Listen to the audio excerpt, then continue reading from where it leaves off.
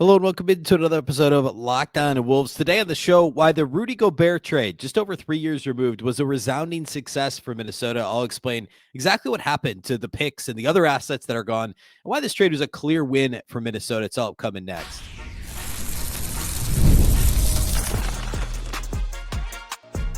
You are Locked On Timberwolves, your daily Minnesota Timberwolves podcast. Part of the Locked On Podcast Network, your team every day. Hello and welcome to the Locked On Wolves podcast, part of the Locked On Podcast Network, your team every day. My name is Ben Beecken. I'm the host of Locked On Wolves. Today's episode is brought to you by Monarch Money. Take control of your finances with Monarch Money. Use the code LOCKEDONNBA at monarchmoney.com for 50% off your first year. Happy Friday, everybody. Happy weekend. Hopefully you've had a fantastic week so far. Wrapping up, talking about the Locked On NBA Top 100 later in the show today. Some final thoughts on where the Wolves stand compared to some of the other Western Conference contenders. But I want to spend most of today talking about Rudy Gobert and the trade that happened just over 3 years ago. And, of course, a hat tip to John Krasinski at The Athletic. He wrote a piece on this earlier in the week, and it really got me thinking a bit more. And I have some similar thoughts to him, but I want to expand on a couple of points and really focus in on the intention behind the trade and how it's done exactly what Tim Connelly thought it would do. And I'll explain what I mean by that here today. And you know, we'll also look at the assets the Wolves traded away, like the players and the picks. What have those guys and picks turned into, and what's still outstanding in this trade? I think it's a good time to kind of revisit that. So that's what we'll do today. A big thank you off the top for making Locked On Wolves your first listen every day. Of course, this show is free and available everywhere, including YouTube. You can also watch on the Locked On Sports Minnesota app on both Roku and Amazon Fire TV. All right. Again, I do want to mention John Krasinski of The Athletic, of course, does a great job. He wrote a piece on this earlier in the week, and actually, I think it might have come out early yesterday on Thursday. But so, credit to him for jogging this thought in my mind. But I do have some unique thoughts I've kind of been rolling around to talk about in my mind related to this trade. Of course, it happened just over 3 years ago. And at the moment, and even now, I think the overall kind of national opinion is the Wolves overpaid to trade for Rudy Gobert. Remember, they gave up essentially 5 first-round picks, really 6 first-round picks, if you include Walker Kessler, who they had just drafted a few weeks earlier. They gave up 3 rotation guys and a young player who, at the time, everybody kind of thought might have a future as a rotation player in the NBA. And they got 1 guy back, and that was it. I'll never forget, like, some of the, like, Simmons and Russillo, like, some of the national reaction to this stuff. And we should, like, to be fair to everybody that hated this trade, Minnesota was coming off a 46-win season. Remember, it was the first full year as Chris Finch as coach.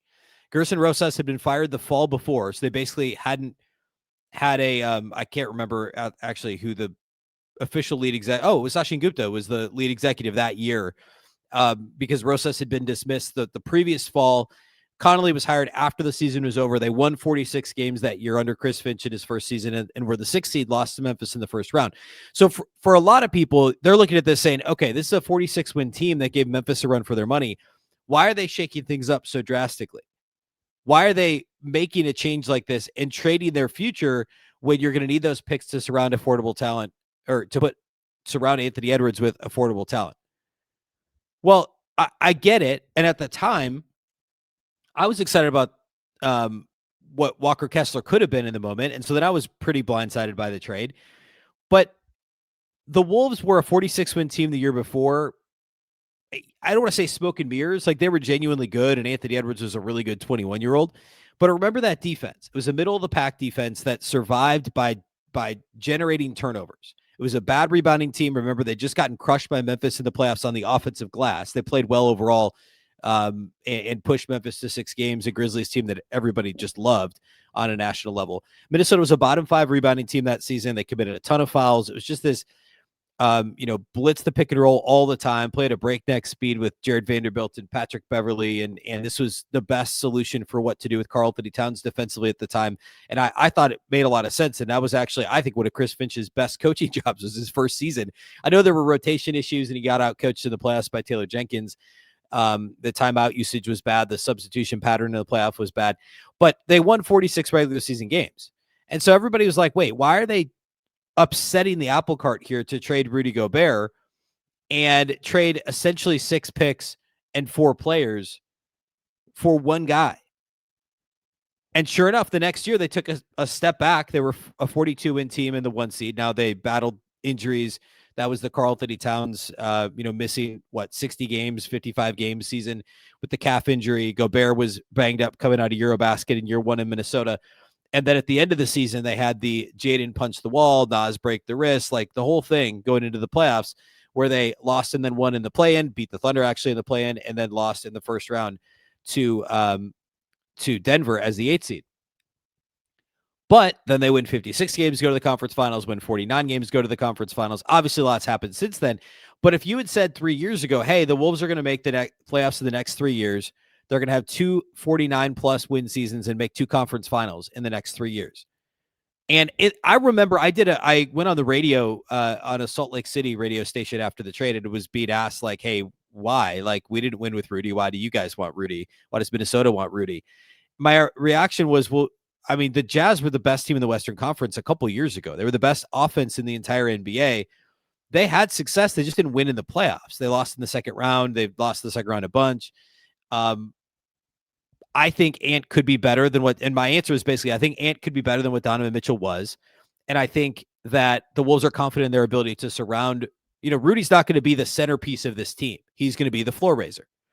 And I was also asked, like, what's success? Is it a winning the finals with Rudy Gobert?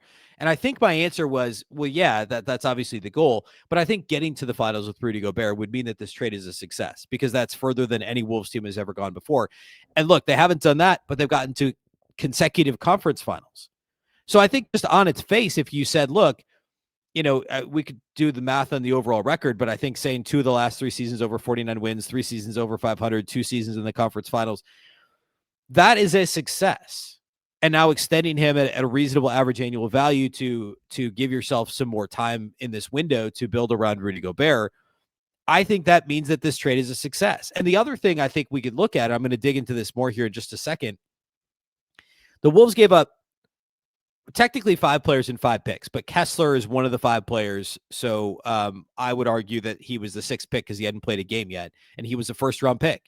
They gave up Kessler, they gave up an unprotected pick in 2023, and then they gave up unprotected pick in 2025, a swap this coming year, which, a swap is a swap. Like the Jazz aren't going to want to swap with the Timberwolves this year, right? So the Wolves will get to keep their pick, undoubtedly. Oh, I mean, I don't want to jinx anything. The Wolves should get to keep their pick in 2026, and then a 27 unprotected pick, and then a top 5 29 unprotected, or excuse me, top 5 protected 2029 pick.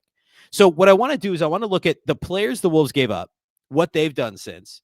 Look at the picks the Wolves gave up, what they've done, and what's still to be pervade. Is that the word I'm looking for? Conveyed. There we go. What's still to be conveyed to the Jazz. And also, what else has Tim Connelly done to shore up his cupboard of draft picks? Because turns out it's going okay with how Tim Connelly has been handling the Timberwolves roster and managing his stable of draft picks. So we'll do all that here next, and then we'll close the show with a little bit of Locked On Top 100 talk as well.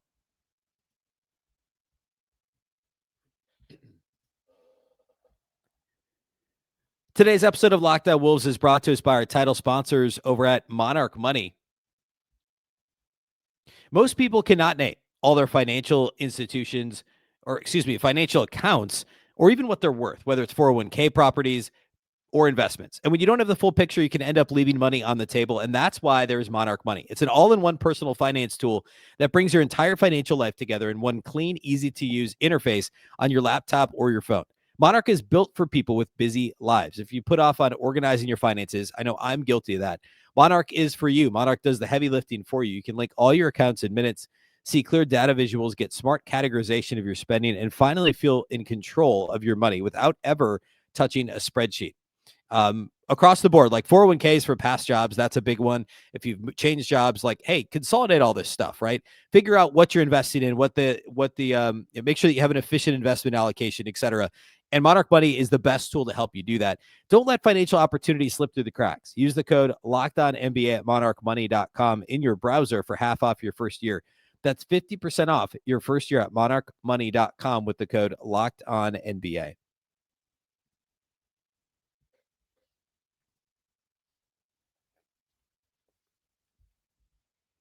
Okay. So the players the Timberwolves gave up in the Gobert trade. At the time, it hurt to give up Patrick Beverley because the Wolves needed a backup. He was an effective backup point guard. He was still an effective defender, even though it was starting to show that he was getting a bit long in the tooth. Giving up Malik Beasley was probably the most painful one because he was somebody who had averaged 19 a game, I think, that season for Minnesota, or close to it. I've actually got it right here. Or I'm sorry, the year before he had averaged 19 a game, split between Denver and Minnesota. He averaged 12 a game in his last season in Minnesota.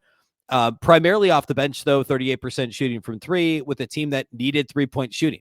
Remember, this side of Karl-Anthony Towns, the only guy that was sniffing 40% was Jalen Noel at 39% as I think, second-year player at the time. Malik Beasley at 38%, Taurean Prince at 37.5%, and Ant was only 36%. Nas was only 34% that year in a bench role. Like, they didn't have a ton of shooting. So that hurt to give up Malik Beasley in the moment. Jared Vanderbilt, for me, was the most painful. I'd identified him when the Wolves first got him in a trade with Denver a couple years prior in 2020, right before COVID hit. I love Jared Vanderbilt as a college prospect, and I thought the upside of Vando, the floor of him as a wreak havoc defender, combined with the upside of him as somebody who is very athletic and actually able to handle the ball a little bit. I thought there was some offensive upside there, and I thought he was clearly a rotation player. And then also Leandro Bolmaro, who's now out of the league, but was a second-round pick for Minnesota a year prior and had some upside. That's a lot of guys to give up. But guess what? Bolmaro and Beverley are both out of the league. Now, Beasley has been great, led the league in three-point shots. Well, no, Ant did, but behind Ant in three-point makes last season. And, of course, has been in that. We just talked about him the other day, yesterday maybe even, about being on the Timberwolves this year as a possibility he's back. But Beasley's been a polarizing player in that he is a great three-point shooter, doesn't give you a whole lot else. He's bounced around, an effective player, yes, but absolutely somebody you'd include in a trade like this. Kessler's been good, and he's certainly cheaper than Rudy Gobert, but he's going to get paid here soon, and he's not as good as Rudy Gobert, and didn't necessarily, for all the talk about fitting Ant's timeline, drafting a super young center didn't necessarily fit the timeline if you wanted the team to be good right away. We'll talk about the floor raising here in a minute.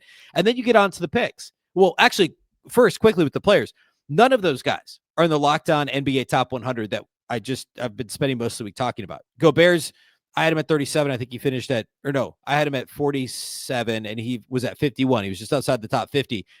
Not one of these guys was in the top 100. And I don't think either of them were on the just miss list. Maybe Malik Beasley was. But if you trade five guys, none are top 100 players, and you get a guy who at the time was a consensus top 30 player, I would still argue he should be a consensus top 50. No offense to our list, but I think he's a top 50 player pretty clearly. You do it. And then obviously the picks are huge, and that was the biggest piece. Keontae George, drafted in 2023, a nice player, not on the top 100 list either. Fine. This year, the pick was Will Riley, was ultimately traded to Washington, and they got back Walter Clayton Jr. So obviously jury's out on that, but it was the 21st pick in the draft because the Wolves are good, which they were banking on. Next year, they get a swap. Very unlikely the Jazz are going to be better than the Timberwolves this year, so they'll keep their pick. 2027 is an unprotected pick. That one, could be painful. And then 2029, but the Wolves should still be good. Obviously, they'll still have Anthony Edwards at that point. Because we're talking, that's just based on next season, right? Not this coming season, but the following one. And then in 2029, there's a top 5 protected first round pick, which that one should hurt too, but they have their own pick in 28. And what did they do in between? Well, in 2024, they kept their pick and they traded a 2030 pick or 2030 pick swap with San Antonio, which again, trade pick swaps all day. I don't have a problem with pick swaps. Like, they moved up to 8 and got Rob Dillingham. So they drafted 2 guys in 24 to make up for not having to pick in 23 or 25. And then, of course, they had an extra second-round pick this year. And they picked up the the selection from the Pistons this year to pick up Jean Beringer. So yes, they traded their 25 unprotected first round pick, but because of the Cat trade, they actually ended up with a pick that was better than their original pick this year. So how many rookies have they drafted in 23, 24, and 25? They've made 3 first-round draft picks, despite trading away 2 of their own picks in the Rudy Gobert trade. So Minnesota has actually made the same number of picks that they would have over the last 3 years in the first round. There's obviously other factors in there, so it's not quite this clean, but it all boils down to they've drafted 3 players in the first round between 23, 24, and 25, despite trading away 2 of their own 3 first-round picks during that span. Now, they don't have a first-round pick next year, or I'm sorry, next year is the swap, so they still have a pick in 26. 27 is the one that's unprotected. So 27 and 29 are the 2 outstanding picks. But to date, you can't sit here and say that not having their picks in 23 and 25 have hurt them whatsoever. They've still stocked the cupboard and also done a good job with second-round picks. Look at Jalen Clark. Obviously, jury's out on Leonard Miller still, and clock's ticking on whether or not he could be effective, and the Wolves moved on from Josh Minot as well. Of course, this year they just drafted Rocco Zikarsky, but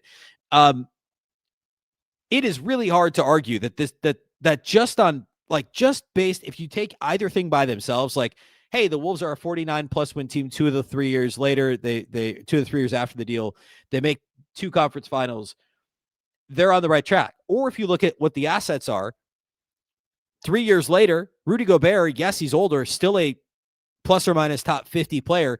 Nobody else that you moved in this trade, the picks that have been used to this point or the actual players are top 100 players. And Rudy Gobert, as I've said before, is the ultimate floor raiser.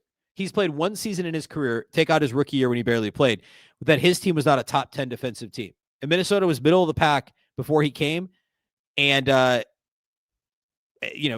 was fine, but it was a little bit of smoke and mirrors. First year in Minnesota, they're 10th in defense, but the offense struggled. They only won 42 games. That was the Cat injury year. The next year, 56 wins, number 1 with the bullet defensively. One of the best defensive seasons of the last 20 years. And it's easy to forget that because the Thunder were better this year in every facet, but defensively had a historically great defense. Minnesota in 23-24, it was the second biggest gap between the best defensive team and second best in terms of defensive rating that we've seen in the last 20 years. Minnesota's defense was phenomenal. And then this last year, obviously, it backslid a little. It was still a top, I think they finished 6th in defensive rating on cleaning the glass. Easily a top 10 defense. Still a very effective defense. They still won 49 games and ultimately got to the conference finals. It is impossible to look at the Rudy Gobert trade and not suggest that it was a success. In the moment, did I think they overpaid? A little bit, but I also understood why they did it. If you don't surround Anthony Edwards with floor raisers, what happens? What does this team become? They knew that at some point they were going to have to pivot. It wouldn't be feasible to keep with where Karl-Anthony Towns already was salary-wise to keep things moving in that same direction. They knew that Karl-Anthony Towns was a valuable trade piece, a valuable cash-out option down the road if they needed it. And Rudy Gobert, in the meantime, would raise the floor. They also knew at the time it was reported that the Jazz were interested in Jaden McDaniels, and the Wolves said, hey, look, we'll trade you an extra first rounder instead of Jaden. At least we know the Jazz were interested in Jaden. We don't know exactly how it shook out, but undoubtedly what happened is Minnesota said, we'll give you another pick, or maybe it was they removed some of the protections on picks or whatever. That appears to be the right choice. Jaden McDaniels is better than Keontae George. Jaden McDaniels is likely better than whoever got drafted ultimately at 21 this year, Clayton or whoever ultimately the Jazz got. That's the whole thing with draft picks. If you don't hit on them, they don't matter. And I'm not saying that you shouldn't trade them, but when you have a known quantity, and the Wolves did in Anthony Edwards to an extent, they knew they had a rising superstar, and they knew what Rudy Gobert was. So you trade unknown quantities, Bolmaro, to a lesser extent, Jared Vanderbilt, and your future first-round picks, to gain something that you know what it is and you know what it's going to do for you given relative health. And obviously health was a bit of a challenge in year 1 for the Wolves, but that's exactly what this has done. And the Wolves haven't lost in the playoffs the last 2 years in the conference finals because of Rudy Gobert either. It's a whole other conversation, but that's not what's happened, right? It's not the Clippers played Rudy off the floor because of all the corner threes. Like that's not what's happened in Minnesota. So to recap that, Minnesota knew that Jaden McDaniels was a valuable core piece moving forward. And he was essentially like a first-round pick. Like, we've got a guy who is raw, needs development, but can be as good as you would want somebody to be as a late first-round pick, which we know our picks will be, right? It's like the Packers trading picks in the Michael Parsons trade. If you're an NFL fan, like, they know that they're going to be picks in the mid to high 20s because they're going to be a good team, barring disaster. And then the other thing is they knew they had the Karl-Anthony Towns pivot. And ideally, they would have never had to trade Cat, but in the second apron NBA, they were going to have to. I thought it would be this summer. It was actually last fall. We're still not even quite to 12 months from the Cat trade, believe it or not. But Minnesota knew that they had a Karl-Anthony Towns pivot at some point, and they went ahead and did it, a cash out option, if you will. And what did they get for it? Well, they got the pick that they got Beringer this year. They got Julius Randle, who is, yes, in the 50s in our Locked On Top 100 ranking, Cat's 18 or 20 or whatever he was. But they also got Dante DiVincenzo, who's just outside the top 100. So they got two players in a pick that turned into potentially Rudy Gobert's successor down the road. Moral of the story is Tim Connelly knows what he's doing. He is really, really good at his job. And even if in a vacuum, you say 5 players and 5 picks or 4 players and 6 picks, however you want to look at it, is an overpay for a 29-year-old center, fine. But look at the results and look at what those picks have turned into. And you cannot argue that this trade was not a good trade. I don't think there's any argument to the contrary at this point. All right. I want to close by kind of recapping the Locked On NBA Top 100. We've talked about it a lot this week, but I want to look at the Wolves compared to other contenders and talk about what the list and how it's constructed means related to the Wolves especially. We'll do all that here next to close out the show.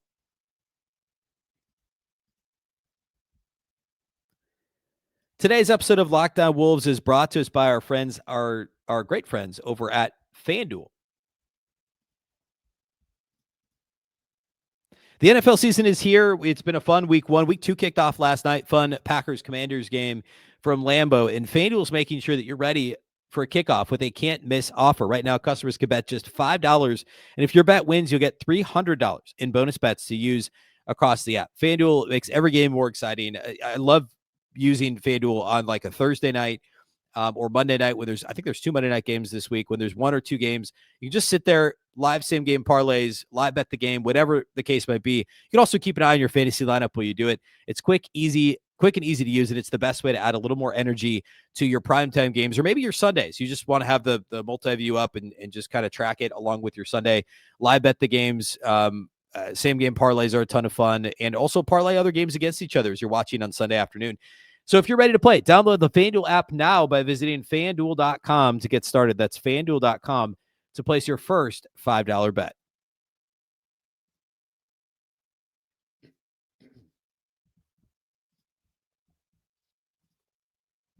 All right, so Locked On NBA top 100 players. Done a lot about the list this week, so please go listen. I talked about guys who are ahead of Julius Randle that shouldn't have been, guys who are ahead of Rudy Gobert that shouldn't have been. I did kind of an overall my list versus the consensus list on Monday. That was fun. Today I want to look at kind of recapping what the West looks like, especially on this list and where the Wolves land. So I talked about this piece a little bit yesterday, but the only team that had there were only 2 teams that had 3 players in the top 30. One was Cleveland. They had 3 in the top 27, and 2 is OKC. 3 in the top 30. I think Chet Holmgren was 30 on the list. They have 2 in the top 25, 3 in the top 30, 6 in the top 100. There were only 2 teams that had 6 players in the top. Excuse me, only 1. I said 2 yesterday. I was wrong. I had miscategorized one of the guys on the list. For whatever reason, who was it? Oh, RJ Barrett was still listed as Knicks instead of Thunder. Knicks only had 5 guys in the top 100, so I want to correct that. OKC is the only team that has 6 guys in the top 100. Okay, so OKC's not only top heavy, but also they're not top heavy. That doesn't make sense because they're also deep. They're not only loaded at the top with top end talent, but they also have depth, which we knew about OKC. They just won the title easily and had a monster regular season. Point differential was historic. We get it. They're great. So that's not surprising. Nobody's arguing that the Thunder aren't first in the Western Conference. At least I haven't seen it, and I would certainly not be the one making the argument. Now, you look at the next 3 teams, the consensus seems to be it's Denver, Houston, Minnesota, probably in that order, the national consensus. I'm on record as saying I think Minnesota is better than Houston. I think the Wolves have a better season than the Rockets. But similar situations for those guys. Each of those 3 teams only has 1 player in the top 25. of the Locked On NBA Top 100, which I thought was pretty interesting. Denver and Minnesota each have 5 in the top 100. Houston only has 4, which I talked about yesterday. I would argue that Minnesota has better top-end talent than Houston with Anthony Edwards and a deeper roster. Again, 5 in the top 100. Houston only has 4. And I think if you go 8 deep, you could argue Minnesota has a deeper roster than Houston as well. Obviously, the Rockets had a good offseason. I'm not arguing that. I think last year was a bit of smoke and mirrors, good fortune, and a good offseason with an aging Kevin Durant. I think Houston's good. I don't think we should be crowning them as the 2 seed, which is a weird crowd to have anyway. But anyway, Denver, Houston, Minnesota each only have 1 player in the top 25. Listen to all the teams that have 2 in the top 25. The only 2 in the Western Conference besides OKC that have 2 top 25 players on this list, the Clippers and the Lakers. The Clippers and the Lakers. Okay? Eastern Conference teams with 2 in the top 25. Obviously, we talked about Cleveland already, and I should have mentioned OKC with Clippers and Lakers. Besides Cleveland, it's Boston, Indiana, and the Knicks. Of course, Boston, Indiana each have a superstar in the top 25 who's going to be out for the majority, if not all of the season. And then also the Knicks are just, the Knicks in Cleveland are the Knicks in Cleveland. And they were both great regular season teams and didn't make it to where they wanted to go in the playoffs. I think what stands out to me is that the best teams are super deep and not necessarily top heavy. OKC is the outlier. OKC is fantastic. But the Clippers, Lakers, I mean, you could argue the Cavs. I don't actually think the Cavs had a great offseason. The Pacers are a fairly deep team, but like you look at some of these teams that have 2 guys in the top 25. I mean, the Lakers are the best example of this. There's no depth to that roster. And the Clippers aren't a bad example either. I'm going to pull up exactly who the Lakers have on this list beyond, I think Reeves is on the list, but where is he? He's 58. So Lakers have Luka at 4, LeBron at 12, and Austin Reeves at 58. And that's it. Only 3 guys in the top 100 players for the LA Lakers. The Clippers have 4, Kawhi at 17, James Harden at 24. Ivica Zubac is at 39. So what, 10, 12 spots ahead of Rudy? I think I had him ahead of Rudy on my list, but that's a lot higher than I would have expected.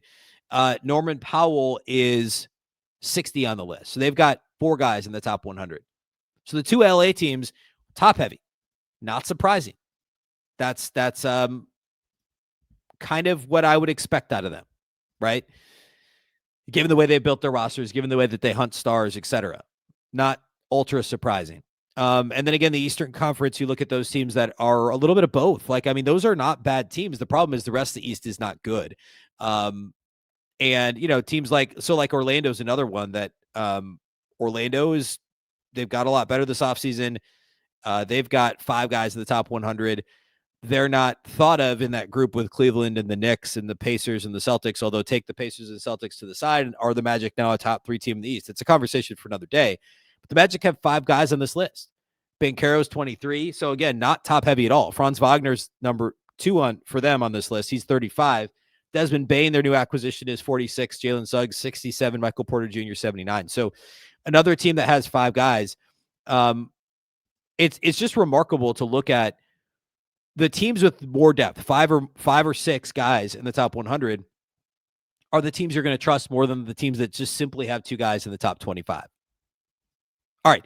We'll be referencing this list throughout the season, undoubtedly. Certainly as we get into season preview as well, as we do like individual player previews, I'll bring up the list as well. So plenty to get to there. And of course, we'll keep an eye on Malik Beasley, the end of the Wolves roster, Bones Highland. That move has not been made yet. So we'll be talking about that next week as things develop.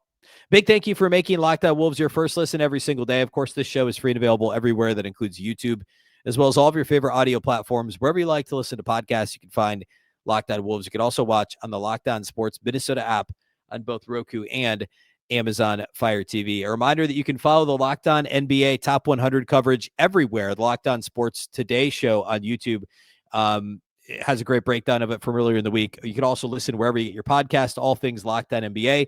This list, of course, was formed by experts that cover the teams and players daily and is the best top 100 list out there for sure. Of course, Locked On Wolves is also part of the Locked On Podcast Network. your local experts on all the biggest stories. Once again, I'm Ben Beecken. This is the Locked On Wolves podcast, and we'll catch you next time.